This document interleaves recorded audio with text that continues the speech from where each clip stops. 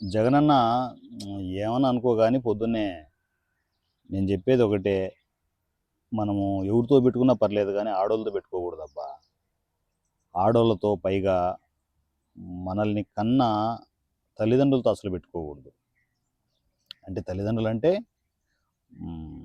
వైఎస్ఆర్ గారు ఎలాగూ వెళ్ళిపోయారు. ఆయన విజయం ఉందిగా, విజయంనైనా మంచిగా పెట్టుకోవచ్చుగా.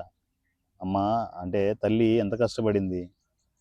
వైఎస్ఆర్సీపీ నిలబడడానికి ఒక రకంగా సపోర్ట్ నిలిచింది ఎవరు? అమ్మే కదా.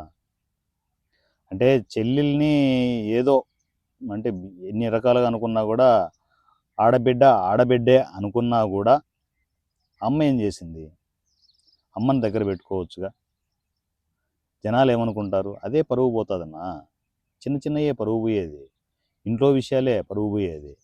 ఇంట్లో అమ్మను కూడా కరెక్ట్గా చూసుకోలేని ఈ మనిషి జనాలకి ఏం చేస్తాడు? ఇన్ని రోజులు పొడిచిందంతా చూసాం మనము. ఇంకేం చేస్తాడు? ఎందుకు ఓట్లు వేయాలి అని జనాలకు మైండ్లోకి వెళ్ళిపోయింది అనుకో, ఏంది పరిస్థితి? ఎప్పుడన్నా ఆలోచించావా నా జగనన్న? అంటే మన పేటీఎంలు, గూగుల్ పేలు, ఫోన్పేలు చేసి ఇష్టం వచ్చినట్టు పవన్ కళ్యాణ్ గారి మీద విషం చిమ్ముతూ మనం ఎన్ని చేసినా కూడా జనాలు అమాయకులు అయితే కాదు కదన్న. వాళ్ళు చూస్తున్నారు.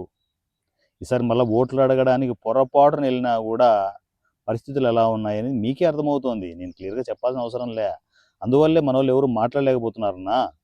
అంటే సిగ్గుశరం లేకుండా అంబటి రాంబాబు వాడు మాట్లాడుతున్నాడులే కానీ ఏదో పెనం మీద పెసరట్టు అటు ఇటు తిప్పినట్టు ఏవో మాటలు మాట్లాడేసేది కవర్ చేస్తున్నాడు. కానీ విషయం అయితే, అసలు సిసలు విషయం అయితే ఆడవాళ్ళతో పెట్టుకున్న వాళ్ళు ఎవరూ బాగుపడినట్లు చరిత్రలో లేదు. హిస్టరీ చూసుకో అన్న ఒకసారి. ఆడవాళ్ళతో పెట్టుకొని రాజ్యాలే కూలిపోయాయి. సొంత అమ్మను కూడా కరెక్ట్గా పెట్టుకోకపోతే మన రాజ్యం ఏముంటుందన్న?